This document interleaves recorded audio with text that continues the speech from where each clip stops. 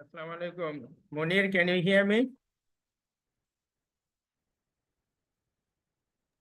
Waalaikumsalam. Yes.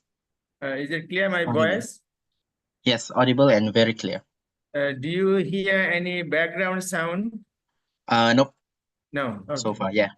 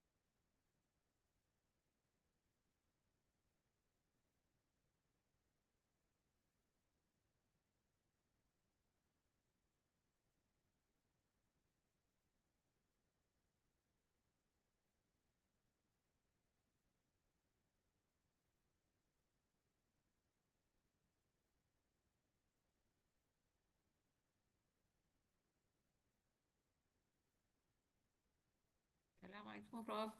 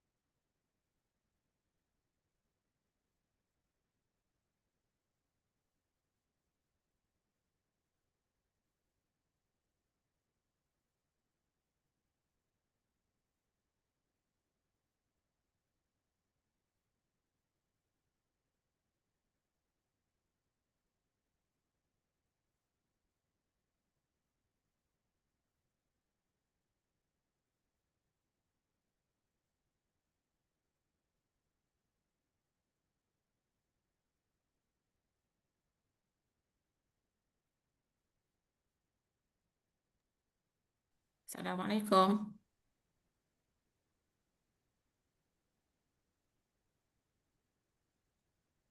Waalaikumsalam. Okay, dengar. Brother Munir is the community, ya? Betul. Correct. Okay.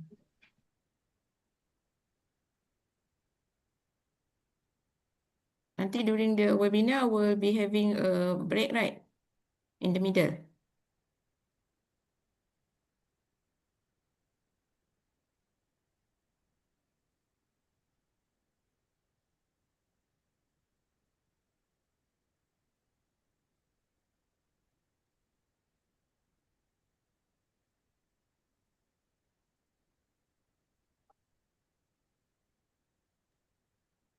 Yes, Doctor. Inshallah, we can have like 5 minutes break in the middle of our webinar session. Is that okay with you, Prof. Mahmudul? Prof. Mahmudul? Assalamualaikum. Is my voice clear? Yeah. Yeah, Yes. okay. Is it okay with you, Prof? Having a 5 to 10 minutes break? Break in the middle. Yeah. Do we need break? It's up to you. If I you think we finish in one go. or you prefer in one shot, so no break. Yeah. Okay. Okay then.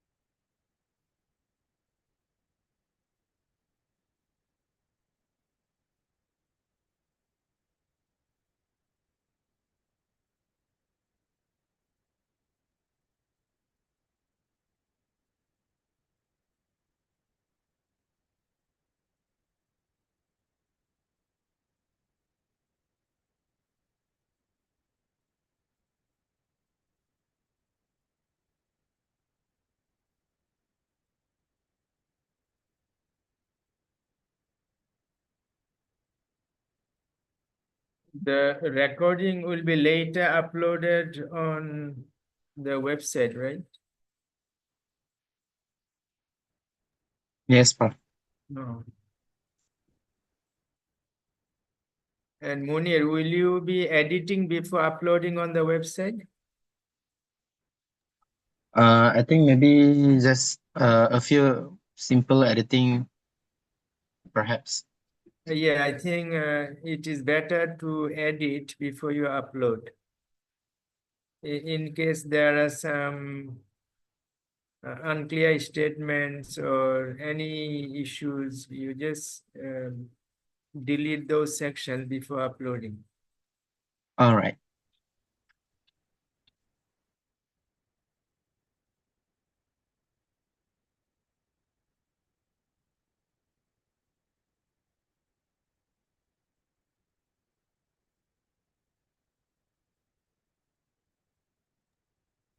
Sorry, Prof. Do you need me at the venue? No, I'm okay. I'm okay. So where are you now? At the Omani Research and Study Center. Okay, okay, not far. Downstairs, right? Yeah. Okay, I'm on level 3.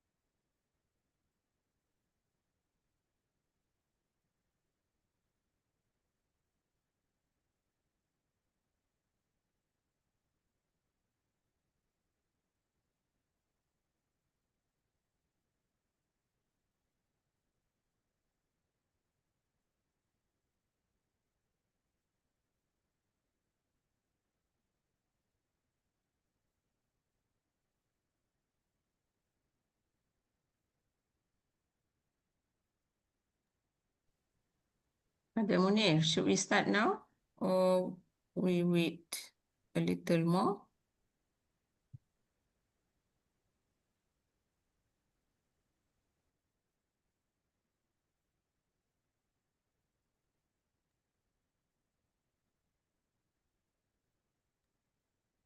I think we can start already.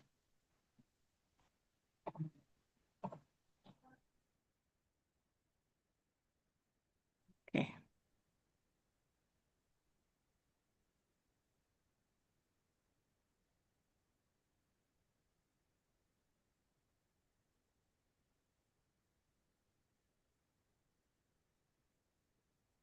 Assalamualaikum warahmatullahi wabarakatuh, and a very good afternoon to everyone.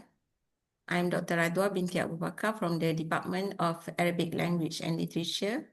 I'll be the moderator for today's webinar, inshallah. We will first recite the Kitab, Al-Fatiha.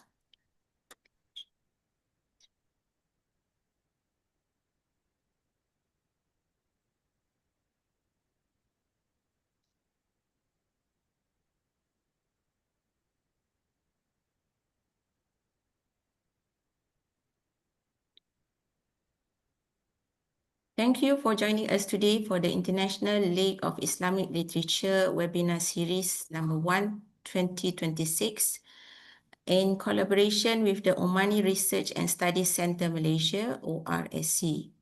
It is truly a pleasure to welcome all our colleagues, students, and guests to this session. This session, inshallah, will highlight the intellectual legacy of Muhammad Iqbal as a poet, philosopher, and reformer, exploring his profound contributions to Islamic thought, literature, and modern intellectual discourse. It is my honor this afternoon to introduce our honorable speaker, Professor Dr. Muhammad Mahmudul Hasan. Our speaker today is Professor Dr. Mahmudul Hasan. He's a professor at the Department of English Language and Literature, Abdul Hamid Abu Sulaiman Kulliyah of Islamic Urban Knowledge and Human Sciences, International Islamic University Malaysia, IIUM. Professor Dr. Mahmudul Hasan joined IIUM in 2010 and has over 15 years of teaching and research experience at IIUM, in addition to earlier academic service at the University of Dhaka and a postdoctoral fellowship at the University of Heidelberg, Germany. He holds a PhD in Comparative and Global Literature from the University of Portsmouth, United Kingdom. His teaching and research span a wide range of areas, including Islamic literature in English, South Asian and post-colonial literature, feminist literature, Muslim diasporic writing, world literature, and the intersection between Islam and English studies. His scholarly work is particularly known for examining the dialogue between Islam, literature, and modern intellectual thought. Professor Dr. Mahmudul Hasan has published extensively with leading international publishers such as Routledge, Brill, Wiley Blackwell, Sage, Johns Hopkins University Press, and others. He is the author of Islamic Perspective on 20th Century English Literature and also has co-edited numerous influential volumes on Bangladeshi, Islamic, and feminist literary traditions. Since 2020, he has served as the editor of Asiatic IIUM Journal of English Language and Literature, a Scopus and Web of Science Index journal, recognized as one of IIUM's leading academic journals. He has also presented papers at international conferences across Asia, Europe, Australia, and North America. In addition to his academic work, Professor Dr. Mahmudul Hasan is also very active as a public intellectual. He has written over 100 newspaper essays and commentaries for major publications in Bangladesh, Malaysia, the United Kingdom, and the United States, where he regularly shares scholar insights with a wider public audience. Pertinent to today's session on Muhammad Iqbal, Professor Dr. Mahmudul Hasan is the author of 2 works on Muhammad Iqbal. The first is a scholarly article entitled Iqbal's and Hasan's Complaints, a study of To the Holy Prophet and SMS to Sir Muhammad Iqbal. This is published in the Muslim World in June 2020. The second is an opinion piece entitled Why the West Recognized Poet, Philosopher Muhammad Iqbal. This is published in the New Straits Times in February 2023. These works reflect his sustained academic engagement with Iqbal's thought as both a literary and intellectual figure.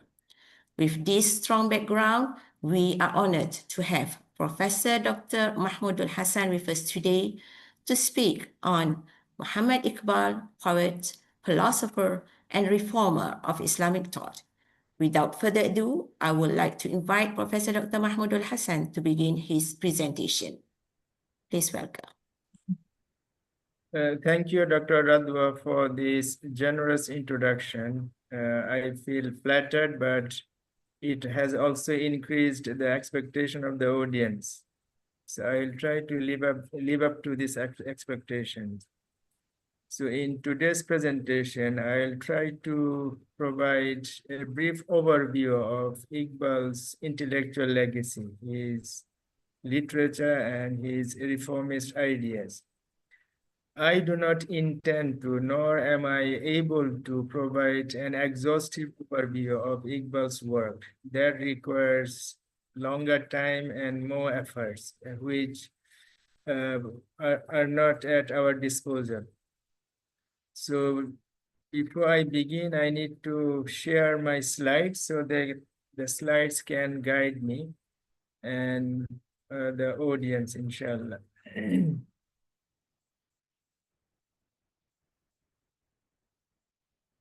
Can you see the slide? Yes, Prof. Okay, thank you.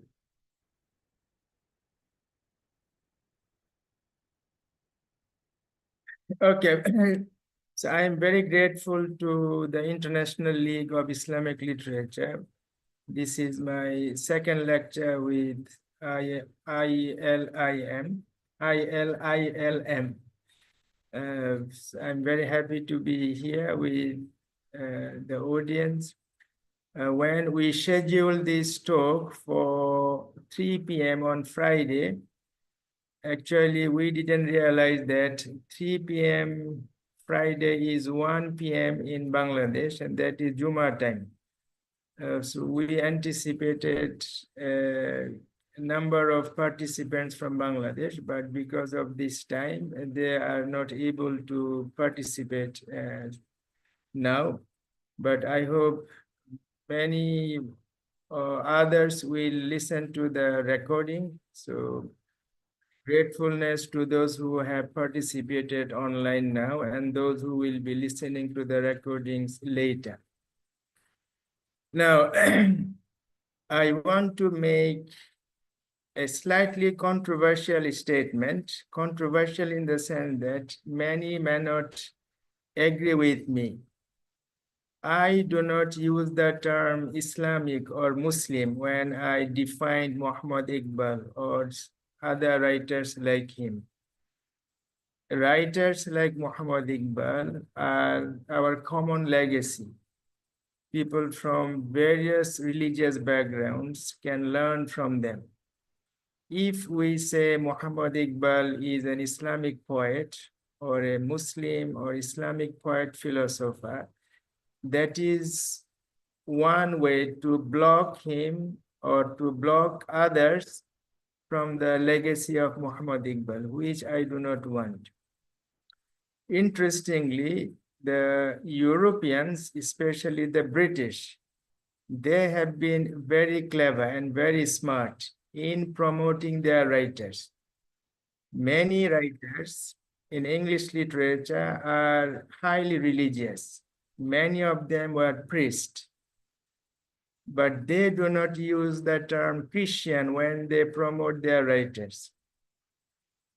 For example, Geoffrey Chaucer, John Bunyan, Jonathan Swift, John Donne, George Herbert, Robert Browning, all of them are religious, and some of them are even priests. But they do not use the word Christian to identify these writers.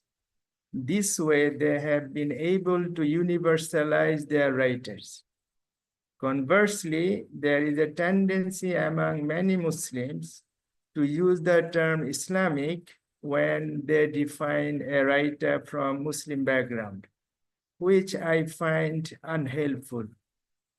That does not help spread the message of our writers of Muslim backgrounds. So that's why I have been maintaining this stance for decades now. I have written on Yusuf al-Qaradawi, I have written on Muhammad Iqbal, I have written on Morad Wilfred Hoffman. All of them are from Muslim backgrounds, but I have not used the term Islamic to define them. It is up to the readers to understand or to appreciate their writing from whatever perspectives they want. So this is my stance with regard to Iqbal and similar other writers. The second is being an Iqbal among the Muslim community is not a very pleasant thing. Unfortunately, Muslims have not been able to sustain and promote their writers, perhaps because of our poor intellectual culture. But fortunately, Iqbal was in better hands. The people who promoted Iqbal, translated him, are all Western writers, mainly. For example, Thomas Arnold, A.J. Arbery, Reynold Nicholson, and Mary Shimel. These were the 20th century European writers who translated and promoted Iqbal to the world. And we are reaping the dividend now. And it's good that they did it, and Iqbal has been rightly represented because of their efforts. So I am indebted to these scholars. Among the contemporary scholars who have studied Iqbal and promoted him in a significant way is Mustansir Mir, who was an academic at International Islamic University. So I am also very grateful to Mustansir Mir for his scholarship on Iqbal. Sorry, Prof. Sorry, Prof. Can you please switch? Can you please switch your screen to slideshow? Sorry. Is it? Okay. Okay. Thank Okay. you. Thank you. So I am grateful to Mustansir Mir for his scholarship on Iqbal. I am personally grateful to two scholars who have inspired me and motivated me to work on Iqbal. One is Shah Abdul Hannan from Bangladesh, and I attended many of his classes, and in a couple of classes, he discussed Muhammad Iqbal. And I remember one poem that he was reading to us in Bangla translation. It narrates a spiritual journey that Iqbal was making to Medina. And Iqbal had a conversation with Prophet Muhammad sallallahu alaihi wasallam. And Iqbal was complaining to the Prophet about the plight, the pitiable condition of Muslims. Then Iqbal replied, and that was a very touching moment when we heard this sentence. Iqbal replied saying that, why are the Muslims in such a situation, in such a sad situation? Where are the flowers that I left? So that sentence was very touching. Iqbal considers his Muslim successors as flowers. He anticipated us to behave like flowers. The second person who inspired me and motivated me to study and do research on Iqbal is Professor Muhammad Kamal Hasan. And Kamal Hasan had a huge admiration for Muhammad Iqbal. In his speeches, he mentioned Iqbal quite often. And like Shah Abdul Hannan, Professor Kamal Hasan also ran classes, especially at IIUM. And I attended a number of classes, and he also discussed Muhammad Iqbal in some of his lectures and some of his classes. Especially Muhammad Kamal Hasan wrote a poem on Iqbal. That was in 2002. Muhammad Iqbal visited Spain in 1933 in January. Kamal Hasan visited Spain in 2002 when he was at the helm of International Islamic University, Malaysia. Iqbal wrote a poem based on his experience in Spain. The title of the poem is Masjid Qurtuba. Kamal Hasan wrote a poem after visiting Spain, and the title of the poem is Complaining to Iqbal, Dialogue with the Dead. So Kamal Hasan had a huge influence on me, and he is one that I want to express my gratitude to for what he did to many of us. Now, Iqbal was born in Sialkot in Punjab in Pakistan, but his ancestors were originally from Kashmir. They converted to Islam in the 16th century. They are from in Kashmir, there is a community called Pandit. And the first Prime Minister of India, Jawaharlal Nehru, was also from a Pandit background. His ancestors are also from Kashmir. So Iqbal and Jawaharlal Nehru, they shared the same ancestry in Kashmir.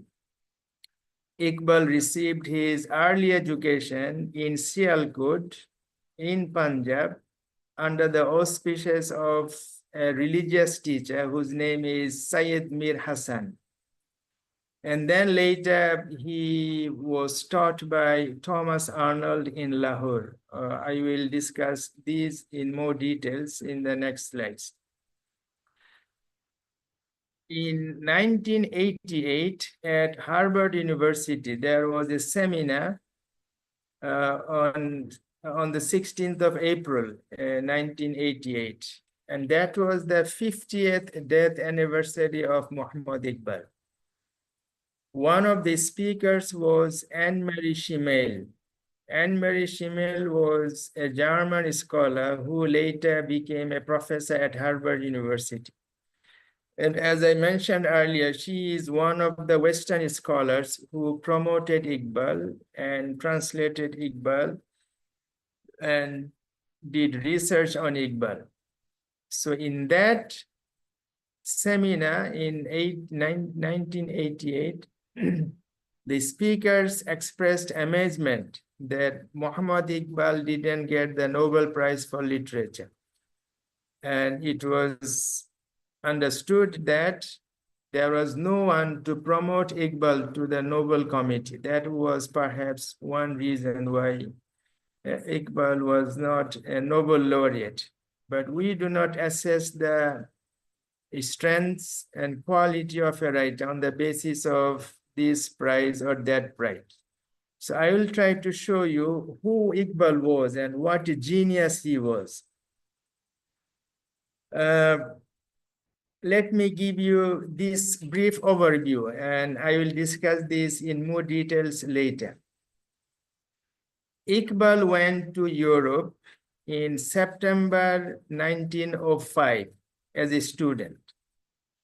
And then he left Europe in July 1908. Altogether 2 years, 10 months. In these 2 years, 10 months, Iqbal completed an undergrad degree from Cambridge, a barrister at law from London, a PhD from Munich University, and he taught as a professor at the University of London for 6 months. And then he studied at Heidelberg University for a couple of months. And then he gave lectures, and then he composed poetry and all these things. So everything happened in 2 years, 10 months. So this is what Iqbal was. And he even completed his PhD in 2007, not even 2009. He completed his PhD in 2007. on the second year or the third year of his life in Europe. So this is what Iqbal was. Now, in Iqbal, we notice a unique synthesis of the Eastern and Western traditions of learning. Iqbal was someone who combined both Eastern and Western religious educational traditions. He is someone who had knowledge of the West and also knowledge of the East, Western knowledge tradition and Islamic knowledge tradition. And this was inspired by Sayyid Mir Hasan. Sayyid Mir Hasan, even though he was a religious teacher, but Sayyid Mir Hasan instilled in Iqbal the need to combine both learnings, both knowledges of the East and the West. And we see a similar urge in Zainal Abidin bin Ahmad, Zaba. Professor Kamal Hasan told me that in 1917, Zaba promoted an educational philosophy, and he called it Dua Dalam Satu, 2-in-1. That means there must be an education system among Muslims that will combine worldly knowledge and religious knowledge. And Muhammad Iqbal is an embodiment of these two knowledges. And I wrote an article on Muhammad Kamal Hasan, and I also claimed that Kamal Hasan also embodied this example of combining both Eastern and Western knowledges. There is an interesting story involving Muhammad Iqbal and Sayyid Mir Hasan. In 1922, the British government decided to give Muhammad Iqbal knighthood, and that is why we call him Sir Muhammad Iqbal.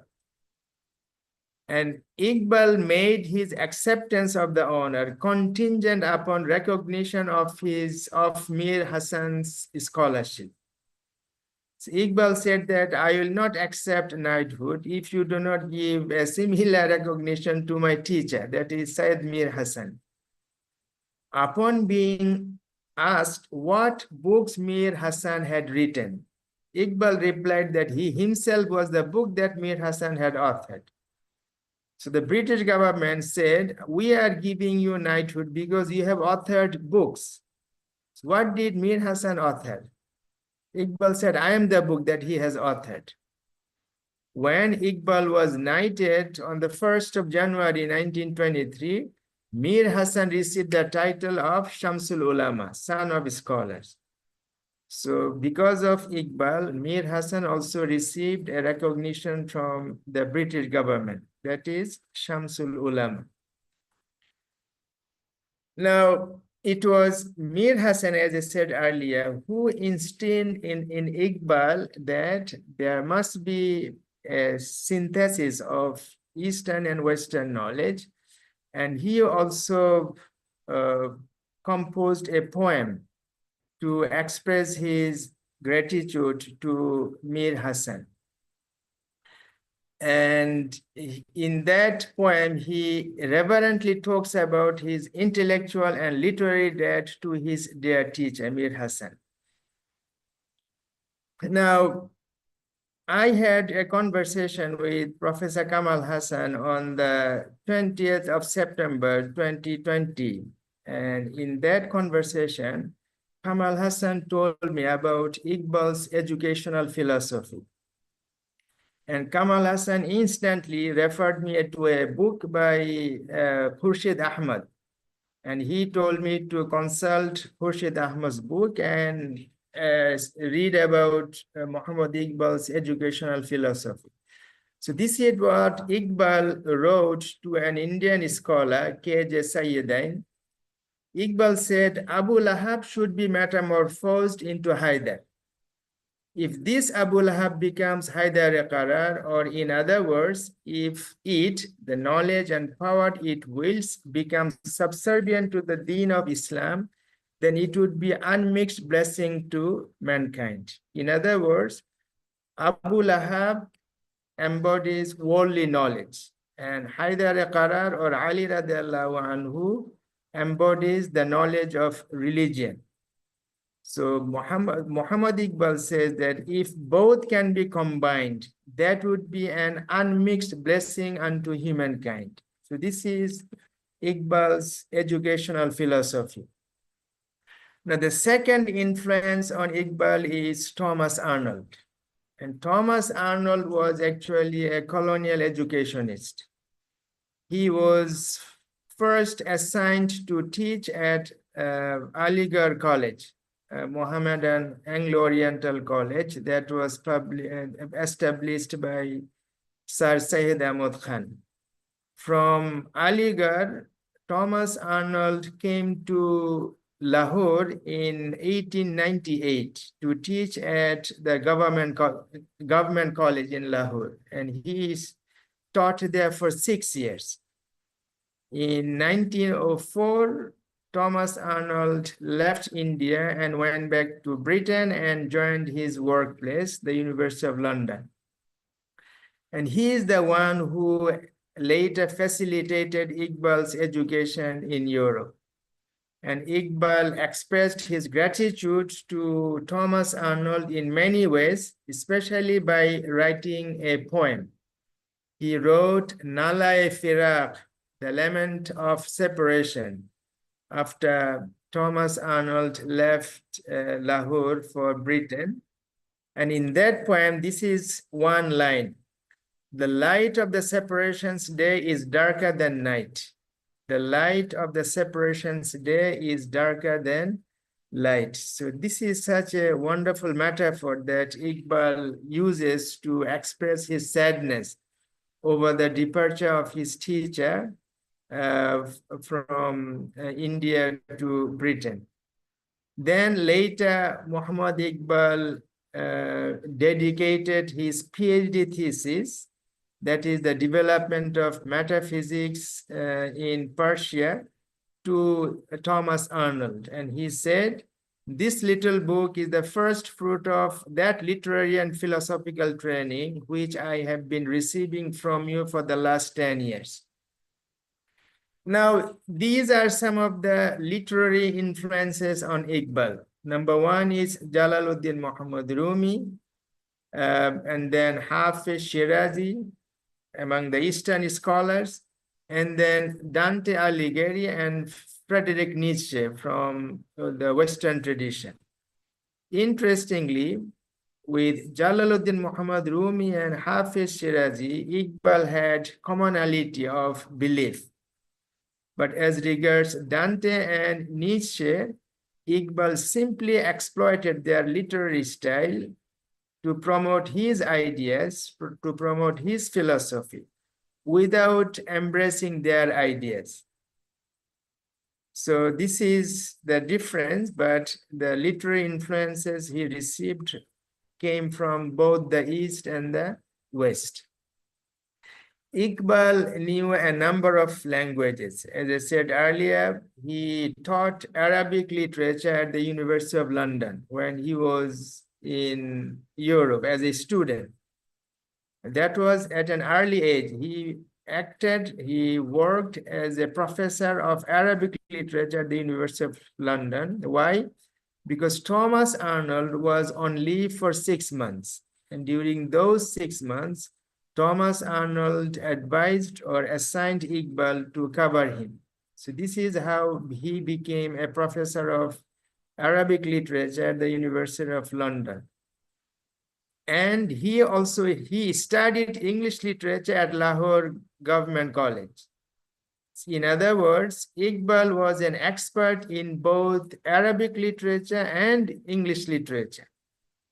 And he was fluent in German and Urdu, Persian, English, and I do not know if he knew other languages, but he wrote literature in 3 languages. He used 3 languages to write his literary pieces. He wrote poetry in Persian, prose in English, both poetry and prose in Urdu. So Iqbal wrote only poetry in Persian, no prose. And he wrote only prose in English, no poetry in English. But he wrote both prose and poetry in the Urdu language. And these are his two major English works: The Development of Metaphysics in Persia, that is his PhD thesis that he completed at the University of Munich in Germany. Now, there is a piece of information that we may need to know, that Iqbal was mainly in London. But how come he completed a PhD from Munich? There was a residency requirement for PhD students. They needed to spend their time, they needed to be a resident at Munich University. But it was because of the intervention of Thomas Arnold that residency requirement was waived. Thomas Arnold told the Munich University that this student is not an ordinary student. Don't worry, he will complete his thesis while he is in Britain. But Iqbal's thirst for knowledge took him to Heidelberg. He stayed in Heidelberg in 1907 for a couple of months, and he was fascinated by the education culture of Heidelberg University. And the second English work of Iqbal is The Reconstruction of Religious Thought in Islam. That is actually a collection of speeches that he delivered in Madraj. And then in Madraj, he delivered 5 speeches. And so in 1930, the book contained 5 chapters based on those 5 lectures. Later, Iqbal gave a 6th lecture at Oxford. And then in the later edition of the book in 1934, that lecture was included, and this is how the book now contains 6 chapters based on 6 lectures. Now, when Iqbal and other Muslims were in Britain in the early 20th century, Britain was hugely benefited by the intellectual contribution of Muslims. In the early 20th century, when Iqbal was there in Britain, there were roughly 10,000 Muslims altogether. But among these 10,000 Muslims, there were giants. There were giant scholars. And they actually shook the intellectual culture of Britain. Someone like Sayyid Amir Ali, Abdul Qadir, Abdullah Yusuf Ali, who translated the Quran, Muhammad Iqbal, Atiya Faizi, Mukhtar Ahmad Ansari, Tunku Abdul Rahman Putra Al-Hajj. These were some of the giant Muslims who were in Britain in the early 20th century. Now Britain has roughly 5 million Muslims, but I don't see that influence in today's Britain from Muslims. So that is a different discussion. Now, this is what I saw in Heidelberg. As I said earlier, that Iqbal studied at Heidelberg for a couple of months. I went to Heidelberg on the 31st of July in 2009 to do my postdoctoral research. So I arrived in Heidelberg in the evening on a Friday.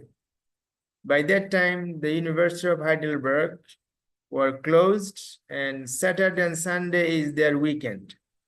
What they did, they gave me hotel accommodation to stay until Monday morning. And on Monday morning, they would give me the key to the residence that they prepared for me. So on Saturday morning, after having breakfast at the hotel, Four Seasons Hotel on the River Neckar, I went out for a walk to see the place because that was my first time in Heidelberg. And I was amazed to see this sign, Iqbal Ufer. Iqbal Ufer means Iqbal embankment. That is the most important place in Heidelberg. It's full of tourists. That is on River Neckar. And that is the most important thoroughfare in Heidelberg. And that place is named after Muhammad Iqbal. I was amazed because I knew that in Bangladesh, in 1971, when the country became independent from Pakistan, Iqbal was deleted from Dhaka University. There was a student dormitory at Dhaka University named after Muhammad Iqbal. Since Iqbal is from Pakistan, so people in Bangladesh, they deleted his name and renamed the mahalla or the dormitory after another person. So when I saw the kind of recognition that Iqbal received in Heidelberg, that was some kind of anticlimax for me. Like how Bangladesh undermined Iqbal, but Germany gave a different treatment to Muhammad Iqbal. So in Heidelberg, they even have some flags and this and that to remember Iqbal. For example, Iqbal Estate Neuenheimer Landstrasse. Sorry, my German is not good. 58. That is the place where Muhammad Iqbal stayed when he was studying at Heidelberg University. And I stayed at Bonhoefferstrasse 17. That is where I stayed. So Heidelberg is a small city. And the main attractions of Heidelberg are the university, the River Neckar, and the castle. So these are the three main attractions of Heidelberg. So it's a small city. I walked and I saw the place where Iqbal used to live, and I also saw a plaque that inscribes the poem that Iqbal wrote on River Neckar. And this is the place where Iqbal lived in Heidelberg. And they put this plaque to remember him in Heidelberg. And I have a student, Ahmad Rafi, and his German is very good. So Ahmad Rafi translated this for me. The translation of this plaque is Muhammad Iqbal, 1877 through 1938, national philosopher, poet, and spiritual father of Pakistan, lived here in the year 1907. And this commemorative plaque was unveiled on 16th of September 1966 by the Minister of Culture, blah, blah, blah. So what I'm trying to say is that even though Iqbal stayed in Heidelberg only for a couple of months, and he was not a formal student of Heidelberg, he was a student of Munich University. But even then, they remember Iqbal with such honor and respect. So this is how Germany treasures the memory of Iqbal. This is the poem that Iqbal wrote on River Neckar. Ek sham darya ke nakar, Heidelberg ke kinare par. This is in Urdu. It means Ek sham means one evening on the bank of River Neckar in Heidelberg. And this poem is included in his book Bangidara that was published in 1924. This is the poem in English, and this is a German translation of the poem, and that is still, and I saw this. this plaque in Heidelberg. They put it as, and in German, you see like cross and then Neckar. Neckar means, perhaps it means one evening on Neckar, on the river Neckar. So this is how Germany remembers him. Germany appreciates his legacy. This is the translation of the poem. The moonlight is silent. The branches of every tree are silent. The wanderers of the valley are silent. The green robes of the valley are silent. Nature has become unconscious. The night has fallen asleep in my embrace. There is such a silence. I can even hear the sound of the thorn bush, the silent caravan of stars. This caravan is moving without a path.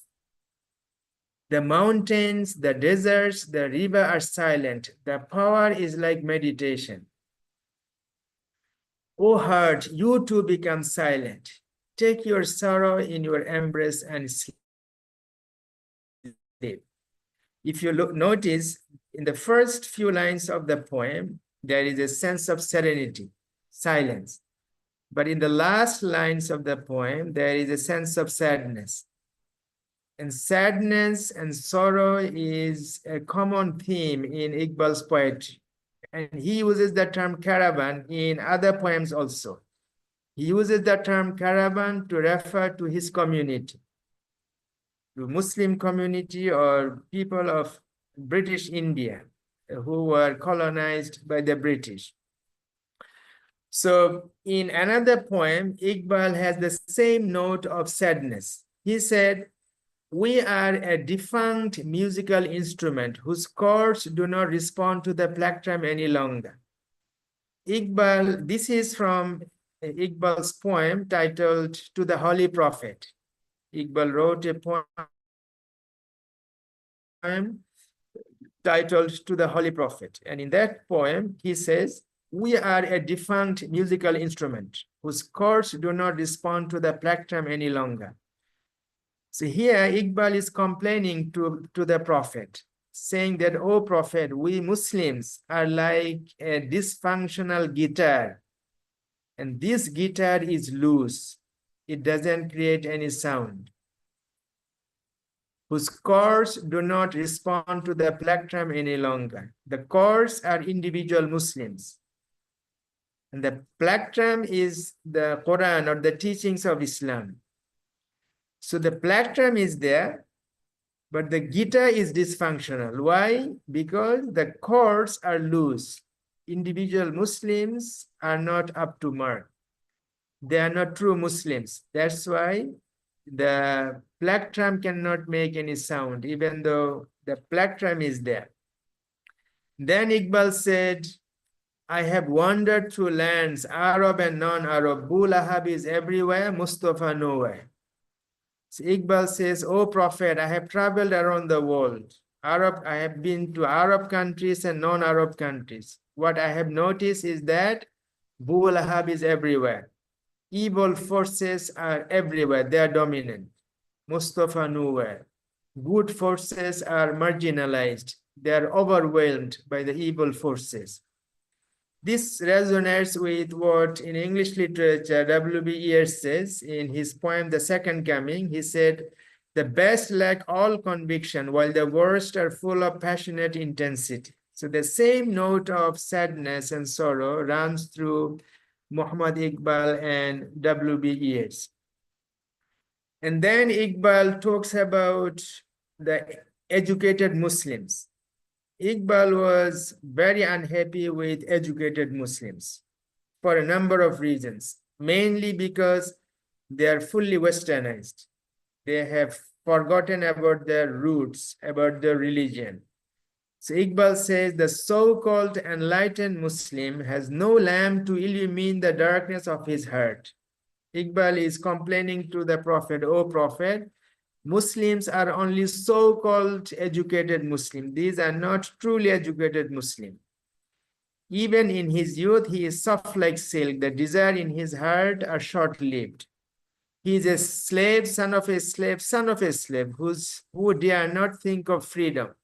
The school has drained him of love for religion. So again, Iqbal is saying that the education system in Muslim countries has been formulated in such a way that when Muslims go to universities, they lose their religious connection, their religious affiliation. The school has drained him of love for religion.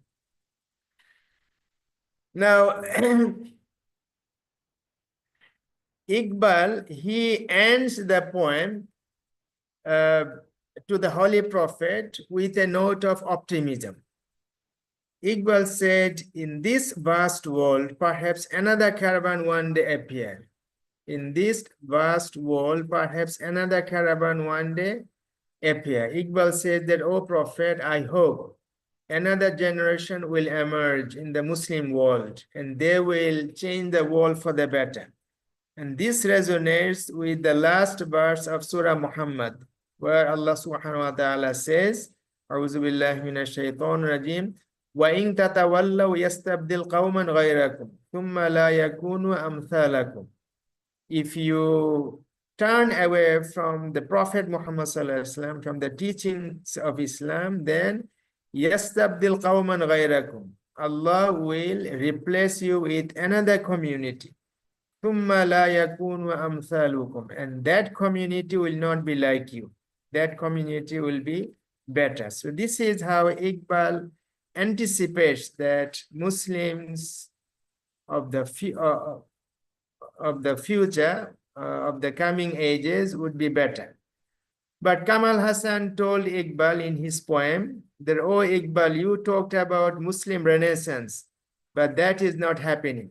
So Kamal Hasan told Iqbal that, oh Iqbal, you anticipated a renaissance among Muslims, a resurgence among Muslims, but that is not happening.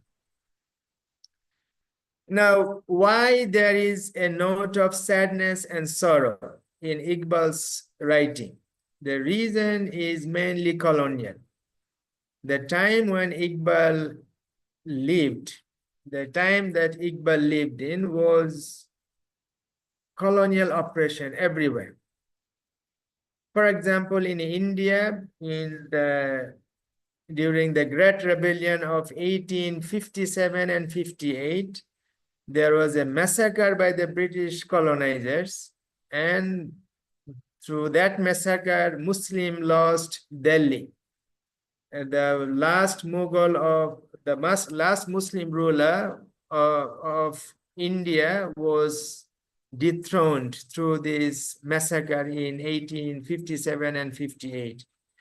And then in 1919, there was another massacre in Punjab that is called the Jallianwala Bagh massacre, and that also had a tremendous impact on writers like Muhammad Iqbal. Then in North Africa, the French was colonizing Algeria, Italy was colonizing Libya, and the European colonizers were dominating the world. In one city in Italy, in one city in Libya, the Italian military, they killed thousands and thousands of Muslims and expelled many of them from their city and imprisoned nearly 100,000 Libyans. So all these had a tremendous impact on Iqbal's mind, and that is why we see that sadness and sorrow in his poetry. But interestingly, even though Iqbal struggled against colonialism, and he was very forthright in his criticism of Western godless civilization, but the same Iqbal received recognition from the British government, and the same Iqbal received recognition from Germany. So that is to say that in order to get recognition from the world, Muslims do not need to embrace Westernization. They can be true to their identity, they can be deeply rooted in their religion, but at the same time, they will be recognized by the world.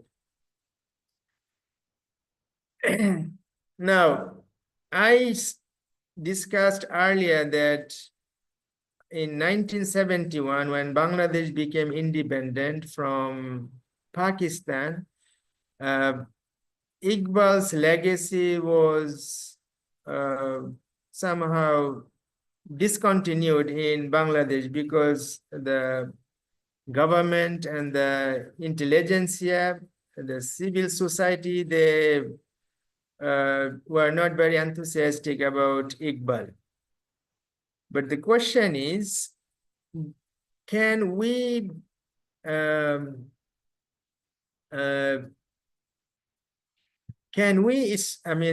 exclude a writer like Iqbal because of his nationality? Even though Muslims in Bangladesh are, they and Muhammad Iqbal share one identity, that is religious identity. And Iqbal talks about Islamic Renaissance. Iqbal promotes Islamic values through his writings. But despite that, in Bangladesh, for a very long time, Iqbal was discouraged. His writing was not promoted. But in the European context, we can see a different picture. For example, there were two great wars among the European countries, World War I and World War II. Because of these two great wars, the Europeans never expelled or never excluded any writers from an enemy country. No French writers were banned in Italy. No Italian musicians were banned in France or Britain. So this literary legacy is our common heritage. So we cannot ban a writer because of his national identity. But unfortunately, these sad things happened in Bangladesh. I hope in post-July 2024 Bangladesh, this kind of narrowness and parochialism will not be there anymore. Now, I just want to read some excerpts from Atia Faizi. Atia Faizi was contemporary to Iqbal. She also visited Europe during the time when Iqbal was a student. And Atia Faizi mentioned some incidents which tell us how highly Iqbal was regarded among the intellectuals in Britain. This is one incident that it happened at Cambridge. Atia Faizi says that on the 1st of June 1907, at Professor Arnold's invitation, I went to Cambridge for a picnic.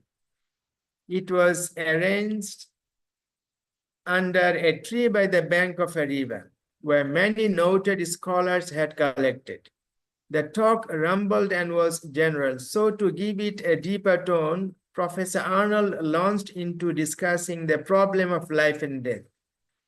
Everyone put forward his own views, and when the discussion became one of hazy arguments, Thomas Arnold turned to Iqbal and asked what he had to say on the subject. Iqbal, who had maintained complete silence up to now, replied with a cynical smile, "Life is the beginning of death, and death is the beginning of life." This brought the discussion to a conclusion. In other words, at Cambridge, Thomas Arnold and other scholars, they were struggling to identify or make sense of life and death. What is life and what is death? And finally, when Iqbal gave his view on life and death, everybody accepted it and everybody became satisfied with his definition. Life is the beginning of death and death is the beginning of life. And this is another excerpt from Atia Faizi, and this tells us about Iqbal's knowledge of Arabic. On the 9th of June 1907, I was dining with Professor Arnold, and Iqbal was also there. Professor Arnold mentioned an important discovery of a rare Arabic manuscript in Germany that needed deciphering and said, "Iqbal, I'm going to send you there, as you are the right man for this responsible work." Iqbal pleaded he was only a novice as compared to his teacher. Professor Arnold replied that he felt sure that in Iqbal's case, the student would surpass his teacher. If this is your conclusion, sir, said Iqbal in a slightly cynical tone, I accept my teacher's idea and obey his commands. Professor Arnold knew what Iqbal meant and confirmed in his mind that Iqbal had distinct advantage over him in this matter. All this was expressed with so much finesse and in such courteous language that it constituted a perfect specimen of the art of verbal dueling between intellectual and cultivated people. So this is how Iqbal's teacher, Thomas Arnold, regarded him. Now, I will skip few pages. Now, let us discuss Iqbal's reformist ideas. We need to understand that we now regard Iqbal highly, and that is rightly so. But during Iqbal's time, the orthodox religious establishment didn't take his ideas very positively. In some cases, they even called Iqbal an apostate or a kind of, Murtad, astaghfirullah.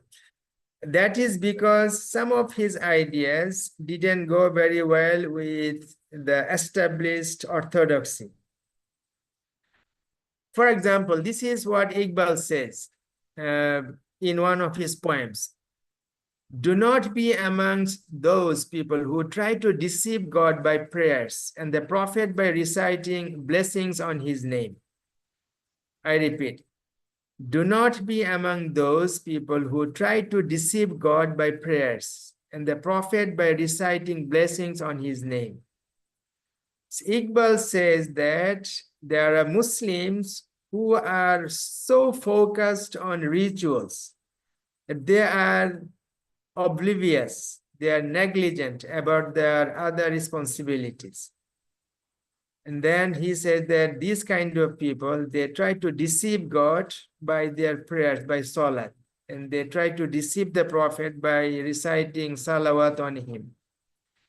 And then Iqbal said, addressing the Muslim community, what spiritual affinity have you with your forebears? You call yourself Muslim, but are these the ways of Muslims? You have neither the resignation of Haidar nor the wealth of Usman. Every one of you is steeped in slothfulness.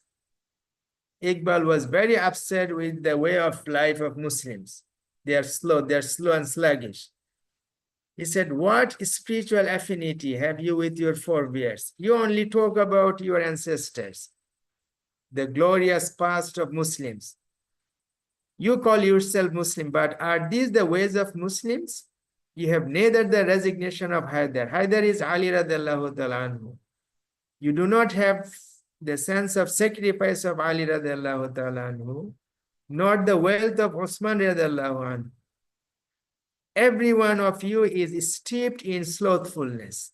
You are lazy, complacent.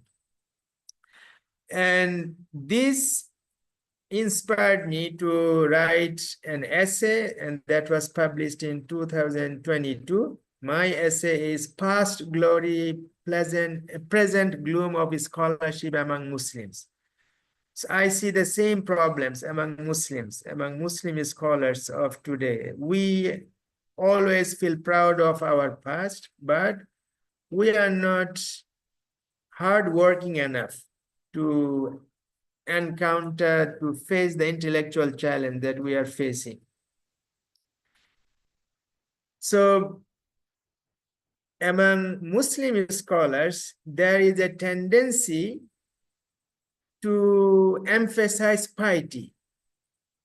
This is my personal view based on my reading of Iqbal, that we focus too much on piety, on rituals. And even the scholars are struggling to be pious. Muslim scholars should be both pious and scholars, not only pious.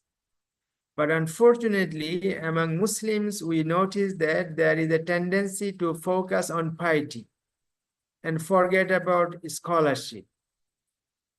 If we want to be scholars, then we need to behave like scholars. And Islam gives huge prominence, preeminence to scholarship. Prophet Muhammad ﷺ said, the superiority of an alim over an abed is like the prominence of a full moon over the stars. So in a full, when the moon is full, very bright in the sky, we see how prominent and how glorious the moon looks. The Prophet says that a scholar is like the full moon compared to the stars in the sky. In another hadith, Prophet Muhammad ﷺ said, the superiority of an alim over an abid is like my superiority over the lesser amongst you in good deeds. That means a scholar, the status of a scholar among Muslims is like the status of the Prophet compared to his companions. So that's why my concern resonates with Iqbal that we need to behave like scholars. Piety is important, but the scholarship is higher than piety. But the kind of scholarship that we promote is not delinked, is not devoid of piety. Piety and scholarship should go together, but we should not forget about our scholarship. And this is what the Quran said in Surah At-Tawbah. Allah says, وَمَا كَانَ الْمُؤْمِنُونَ لِيَنْفِرُوا كَافَّةً فَلَوْلَا نَفَرَ مِنْ كُلِّ فِرْقَةٍ مِّنْهُمْ طَائِفَةٌ لِيَتَفَقَّهُوا فِي الدِّينِ وَلِيُنذِرُوا قَوْمَهُمْ إِذَا رَجَعُوا إِلَيْهِمْ لَعَلَّهُمْ يَحْذَرُونَ. So Allah says that even during the time of war, not all Muslims should go to the battlefield.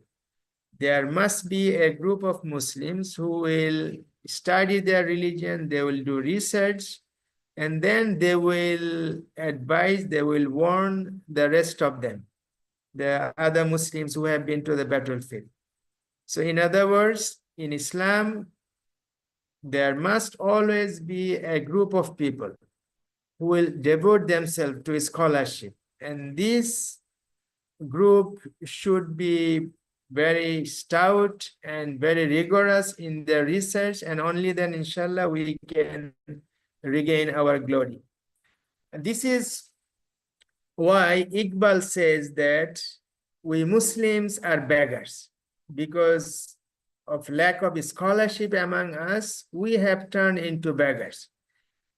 This is what Iqbal says. All that is achieved without personal effort comes under asking.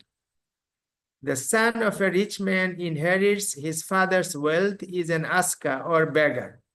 So is everyone who thinks the thoughts of others. So Iqbal says that if we think the thoughts of others, in other words, if we borrow knowledge and ideas from others, we are beggars. In the same way, if a son inherits his father's property and he does not do anything, he only enjoys his father's property, then Iqbal calls him a beggar. In the same way, Muslims, if we depend on the knowledge and scholarship and ideas of others, we are also beggars because we think the thoughts of others. So Iqbal, as I said earlier, Iqbal was very critical of Muslim scholars, Muslim intellectuals, educated Muslim. He says in his poem to the Holy Prophet, this hungry man bartered away his soul for a piece of bread and caused us great grief thereby. This hungry man, Iqbal refers to the educated Muslim. In literature, we call them the comprador class, people who promote Western culture, and then they sell their soul for Western recognition.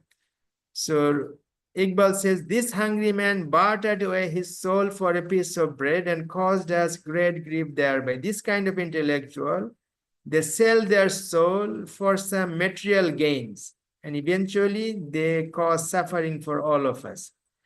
Then he says, he picks up grain from the ground like domestic birds and is unaware of the blue expanse of space.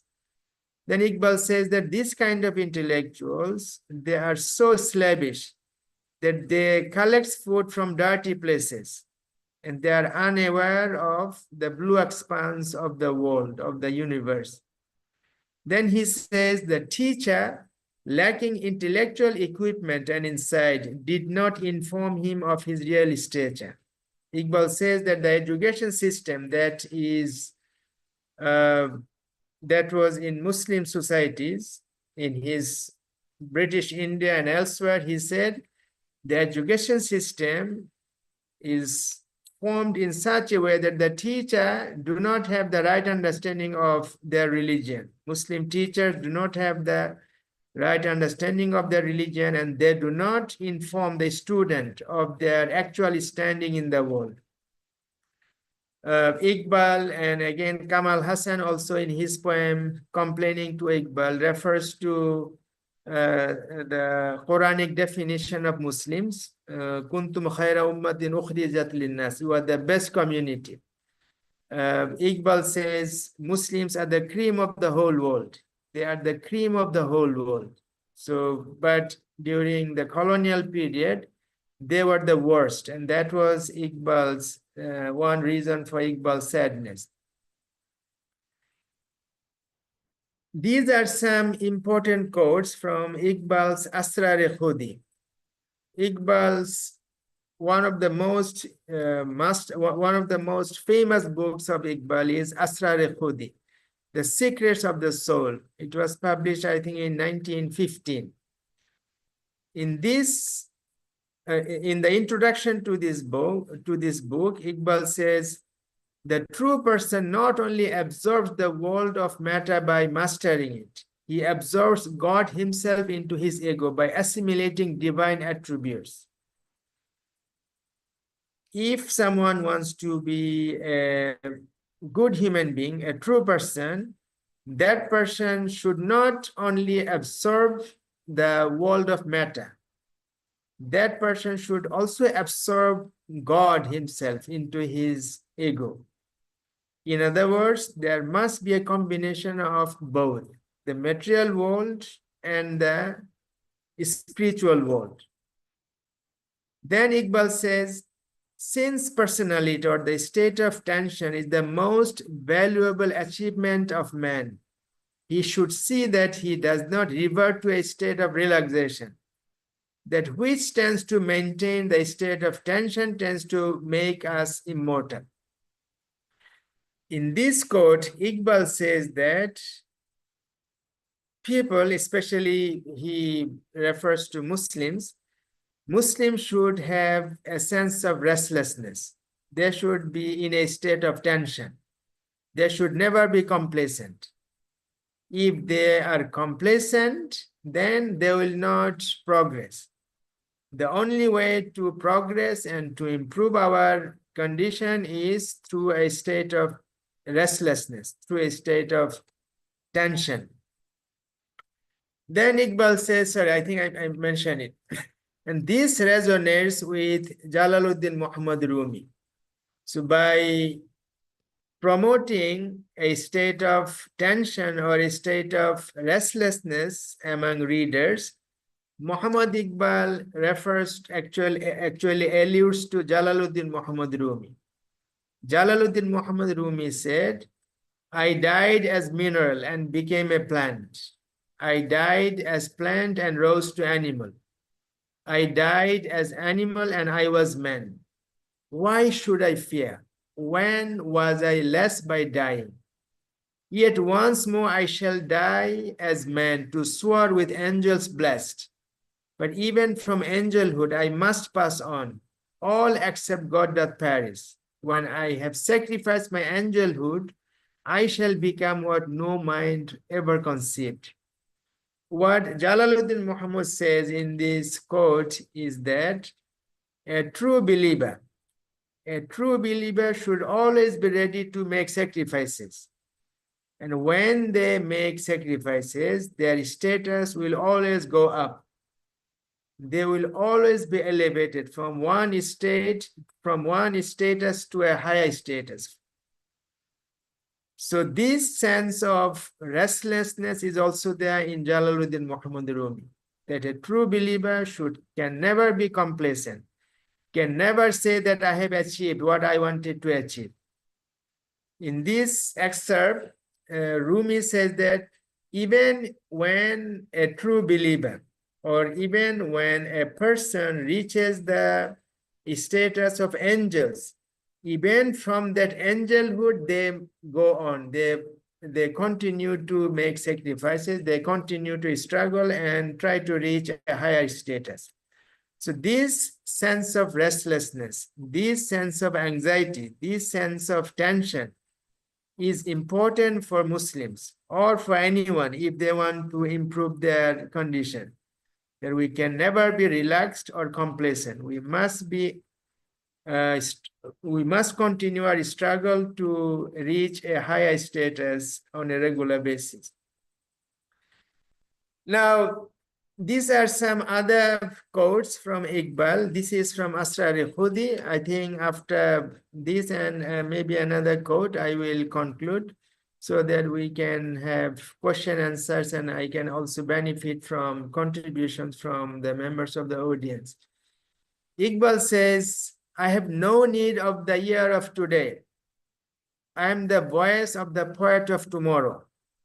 My own age does not understand my deep meanings. My Joseph is not for this market.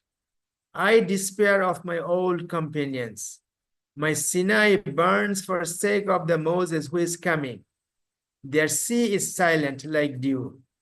But my dew is storm-ridden like the ocean. My song is of another world than theirs. This bell calls other travelers to take the road. Many a poet was born after his death, opened our eyes when his own were closed, and journeyed forth again from nothingness like roses blossoming over the earth of his grave. Again, here Muhammad Iqbal expresses his sadness over the condition of Muslims at his time, and he says that I am looking forward to a better future when another caravan, another generation, another community will emerge. And as I said earlier, as I mentioned earlier, the Quranic verse of Surah Muhammad, the last verse, Allah says, وَإِن تَتَوَلَّوْا يَسْتَبْدِلْ قَوْمَكُمْ ثُمَّ لَا يَكُونُوا أَمْثَالُكُمْ. So Iqbal also anticipates that there will be a better future, and he says, my poetry, my literature is not for today, it is for tomorrow. I anticipate another generation. Now, these are some excerpts from his reconstruction of the religious thought in Islam, and I think after reading this excerpt, we will conclude. The revealed and mystic literature of mankind bears ample testimony to the fact that religious experience has been too enduring and dominant in the history of mankind to be rejected as mere illusion. There seems to be no reason then to accept the normal level of human experience as fact and reject its other level as mystical and emotional.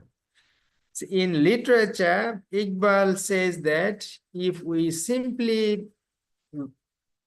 depend on reason and we forget about our spiritual experience, our mystic experience, our emotional experience, then we will have only a partial understanding of our life and our world.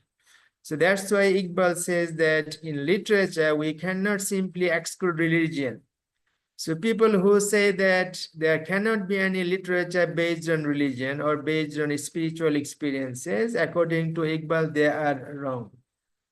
So again, as I said earlier, that it's not possible to give a complete overview of a poet like Iqbal through one lecture. What I have tried in today's presentation is just to create some curiosity among the audience so that we do more research on Iqbal and understanding his philosophy and understanding his literature. But we also need to understand that Iqbal was promoted mainly by Western scholars, and the amount of research done by Muslims on Iqbal is still not up to mark. Other than a few scholars like Mustansir Mir, we have not seen comprehensive research on Iqbal, and Iqbal deserves better research attention, and he deserves a better study, more study. So I hope members of the audience and those who will be listening to the recordings will feel inspired and motivated to read Iqbal and to understand him. There may be ideas with which we may not agree, but it's important to understand his philosophy. I do not use the term genius in a light manner. To me, the term genius is a heavy term, is a loaded term, but without any hesitation, I can say that Iqbal was a genius. As Thomas Arnold said that his student would surpass him, and he is not an ordinary student that Thomas Arnold taught, and we saw that even during his lifetime, he received that recognition. Iqbal was a global celebrity even during his lifetime. I forgot to mention one piece of information that when Iqbal visited Spain in January 1933, that was the first time that the Spanish government opened the door of Masjid Cordoba for Iqbal. And if you search on Google, on internet, if you write Muhammad Iqbal, Masjid Cordoba, you will see that Iqbal, he was praying inside Masjid Cordoba. Since 1492, the Spanish government, the Christian government, they banned Muslims from entering Masjid Cordoba. But only for Iqbal, they made an exception. In 1933, they allowed Iqbal to pray in Masjid Cordoba. So I have mentioned this anecdote only to tell you that this is how Iqbal was regarded even during his lifetime in the West. I hope, inshallah, there will be more research on Iqbal and we will understand him better, inshallah. Assalamu alaikum wa rahmatullah.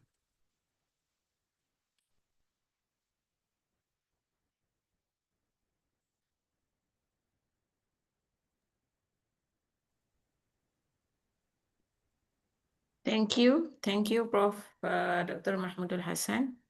Thank you very much for that insightful and thought-provoking presentation. We truly appreciate the depth. Dr. Radu, I can't hear you for some reason. Can you hear me? Yes.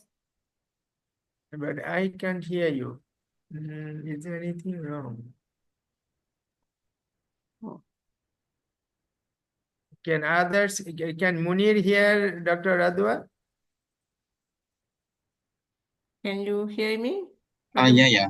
Audible.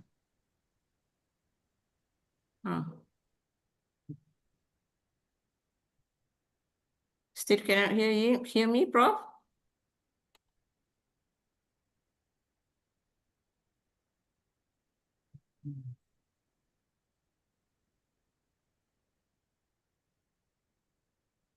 Can you hear me?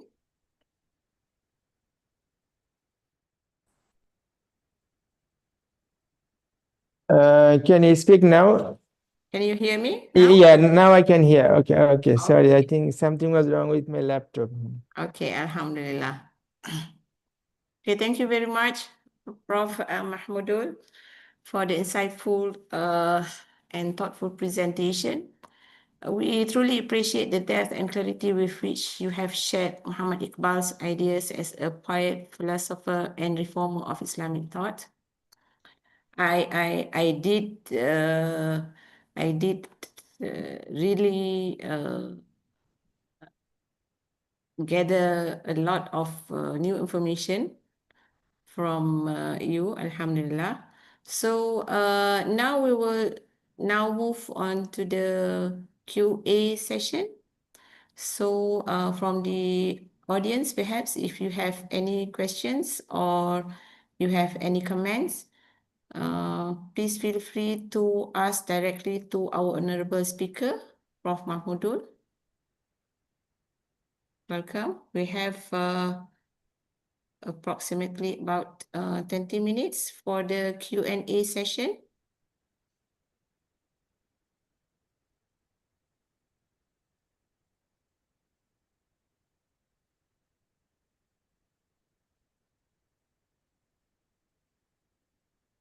You may also write the questions in the chat box and I can read it for you.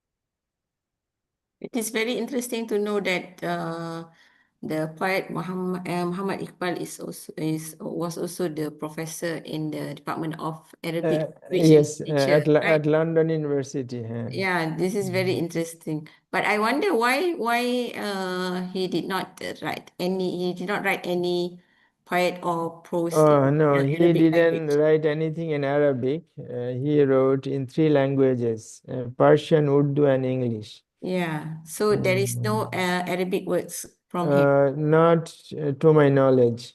Mm. Oh. Mm.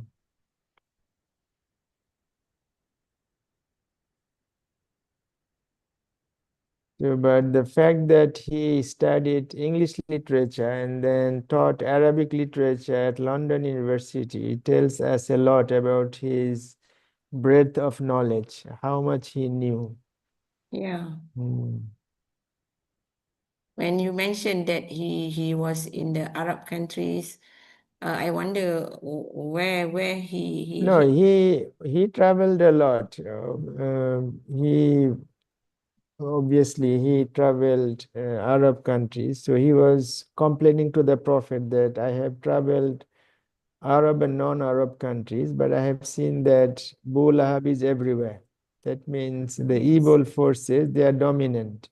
Yeah, this is so correct. Mustafa means the Prophet Muhammad Sallallahu Alaihi Wasallam, but this is symbolic. He refers to the good forces who are marginalized.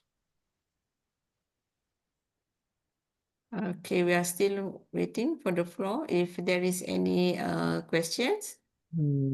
I think they don't have any questions, maybe.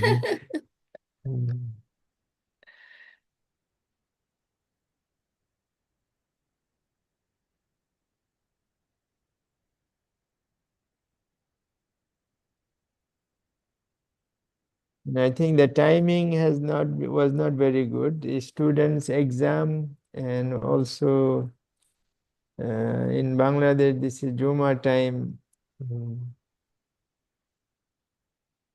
The fact that when you say the Bangladesh did not really recognize Muhammad Iqbal works.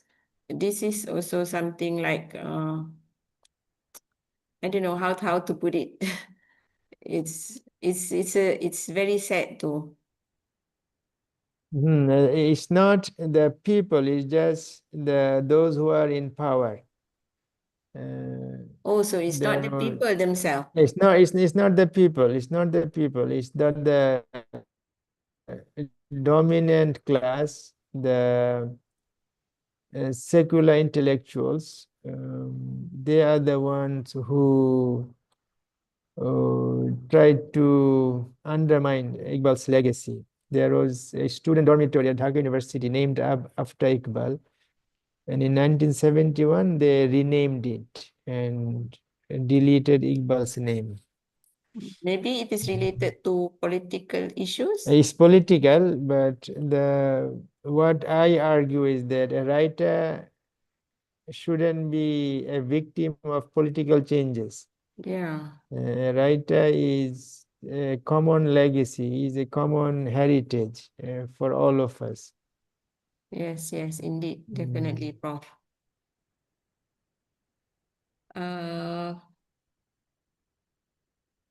Seems that there is no questions yet. I will recheck the chat box. Okay. No questions too in the chat box. Maybe we will end this session. Yes, Hannah.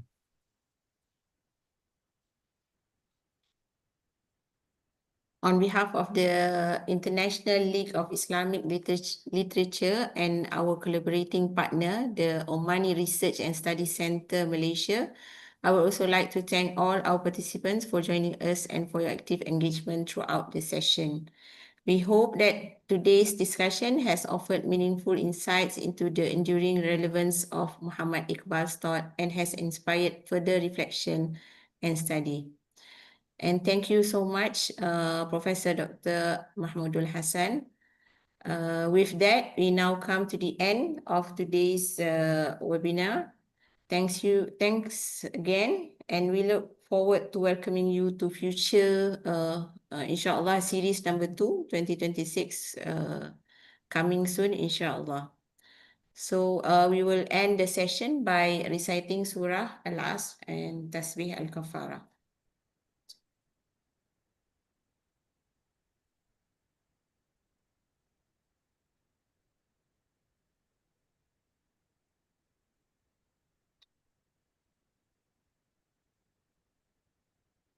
Assalamualaikum. Waalaikumsalam. Thank you, Prof. No problem. Thank you so much, Prof and Doctor. And thank you for all.